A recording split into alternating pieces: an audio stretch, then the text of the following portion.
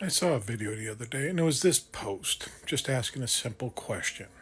When the dreams you're dreaming come to you, when the work you put in. It's an interesting question to think about and reflect back to when we were in the church and what actually was being going on. There was a lot of lip service to community outreach and community help, but if I looked at and analyzed, most of the action was always about getting that gospel message out. Even if you were helping the community, at the forefront was preach the gospel because that was the key.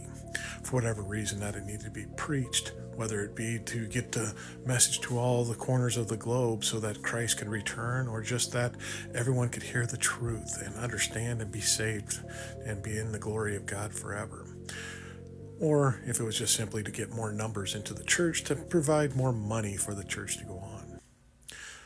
But that was always the key thing being put out. The actions were speaking a lot louder than the words. And I think the church got it backwards. If the church would actually take its time, its money, its wealth, and divest that back into the community, give back to the unhomed, give back to the assaulted in the community, give back to children that may not have parents or are in foster care, just invest back into the community. That would show what their gospel message should be. It would show their character. It would show who they are. And anyone that would argue that this is the church that's taking care of all this stuff is blind to the fact of this is the reputation you have. You're more concerned about putting on pageants and plays and stained glass up in everything instead of actually taking care and feeding the homeless, helping the sick, taking care of the poor. That's not what the church is known for anymore.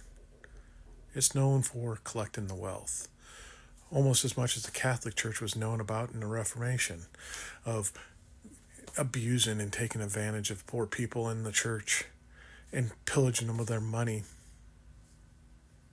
There's another reform that needs to come, and it's showing the light brightly on them. You're known for trying to force your views on everyone else instead of let everyone see what your beliefs are through your actions. If you did that, I think the churches would be a lot more successful. And I'm not talking monetarily.